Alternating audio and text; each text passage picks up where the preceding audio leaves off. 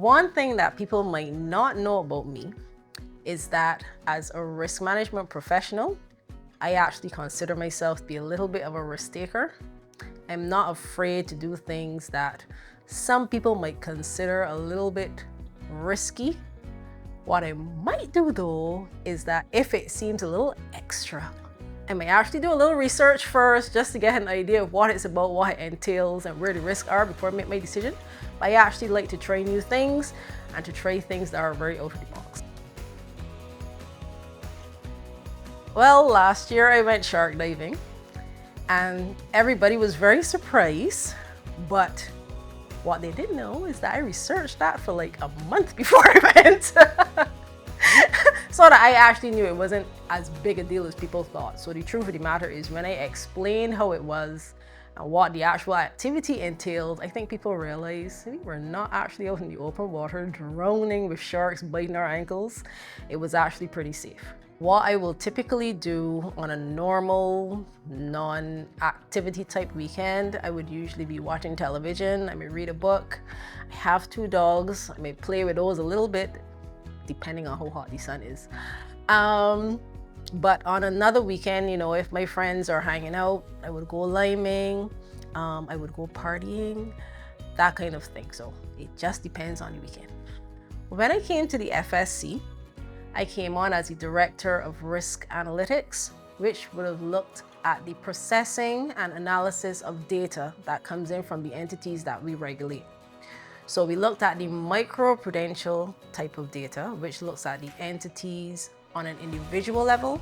And then we also did macro-prudential analysis, which looks at the sector as a whole.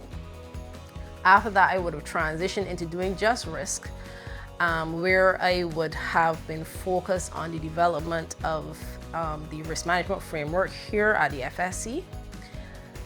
That would have easily segued into my current role as Director of Strategic Projects, as that is one of the things that I'm working on, the establishment of the Enterprise Risk Management Framework here, in addition to other projects geared towards achieving the strategic goals of the FSC.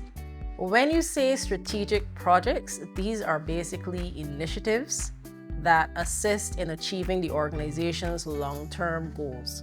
So basically, a lot of these projects would not necessarily be large projects. Some of them might be very small projects that require just one person doing them without pulling other people out of their normal work.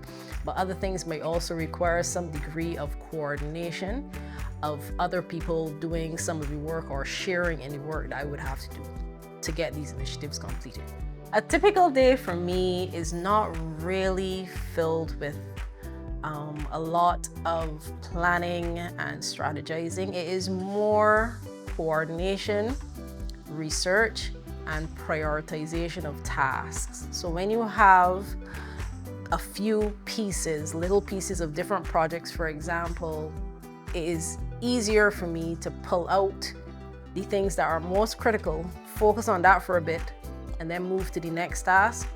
So I find that it is more or less going to be figuring out which is more important and putting the steps in place to get each one achieved in that particular order. That typically fills my day.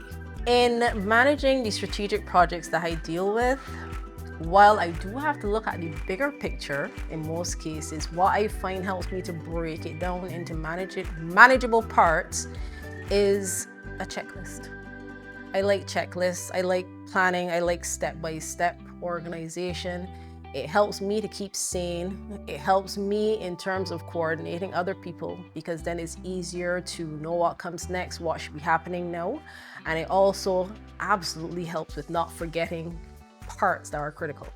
So I actually find that a checklist does wonders in managing some of the projects that I work on. The Financial Services Commission licenses, supervises, and regulates non-bank financial institutions operating in Barbados. My pension plan at work. My insurance and securities. My credit union. We are proactive. We monitor for compliance and we act in your best interests to prevent breaches of the Financial Services Commission Act. The Financial Services Commission, helping to promote a fair, safe, and stable financial system. Learn more about us at fsc.gov.bb.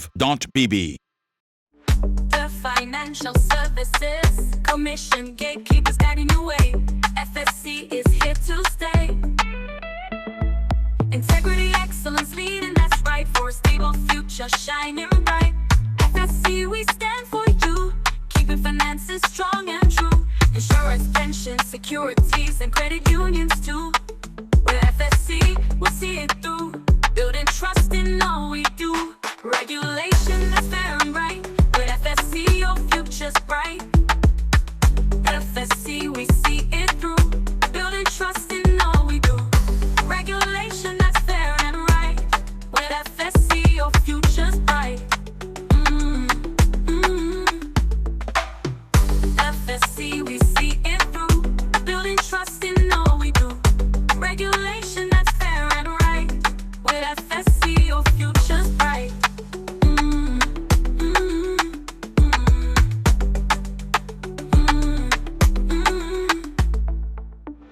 FSC, we see it through.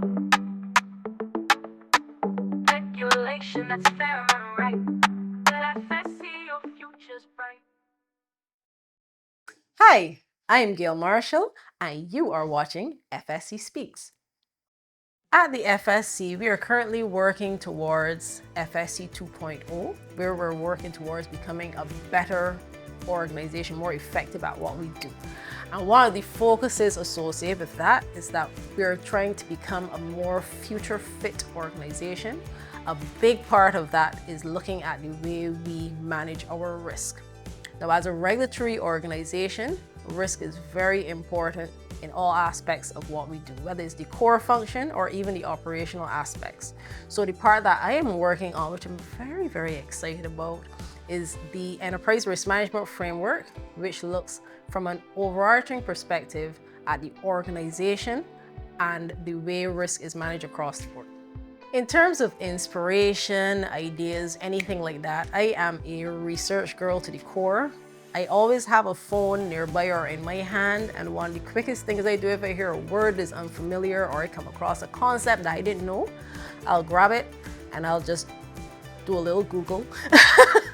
ChatGPT has also recently become my friend. I will just look through it and try to get like broad ideas of things, again, that are fairly new to me, just to get a better understanding of it. And it tends to help me in my work because it helps strengthen my understanding about certain things, but it also helps me in my personal life in terms of things that I might be interested in trying, activities that I might want to learn.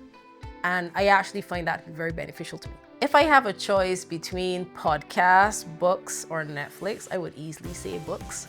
But I can also say that I am a cable television person, but this is mainly in terms of relaxation. As it relates to learning, I am a reader. I like to read, get that level of detail and so on. But I would tend to gravitate towards television for relaxing, just winding down after a long day of work and just getting ready for bed. Yes, I am an author.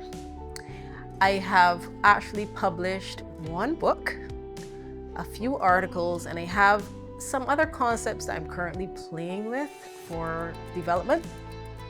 In terms of the book that I've written, it is called Surviving a Man's World, A Woman's Guide to Achieving Financial Success. And this book essentially is a guide that primarily was written towards helping women understand a little bit more of finance, kind of to balance the scales in a world where finance tends to be dominated by males in terms of the understanding and some of the concepts, and also where women tend to depend on the men in their lives to manage the finances. But what it does is it puts them at a disadvantage if for whatever reason the men are no longer there. So I actually set out in writing my book to balance those scales a little bit and just share some information that I learned along the way as I got through my career. As a regulatory body, we have to interact with a lot of agencies, both domestically and internationally, in order to be able to do our job the best way we can, to get information that we need to be able to support the entities, the industries, and of course the country in the best possible way.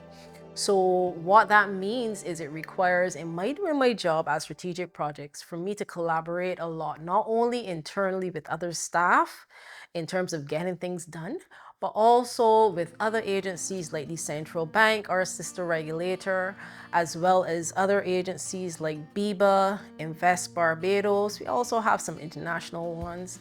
And even in terms of when we attend conferences, external meetings and so forth, that requires interaction in order for us to get information, make contacts, and generally do networking that helps to benefit us as we go forward. So if I am trying to speak to someone who's interested in getting into strategic projects, I would advise the person to consider a few things.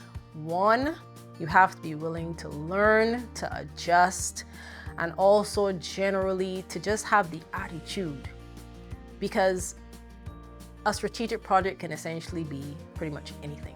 The goals can be very broad, and therefore you will have to take on tasks that you're not familiar with.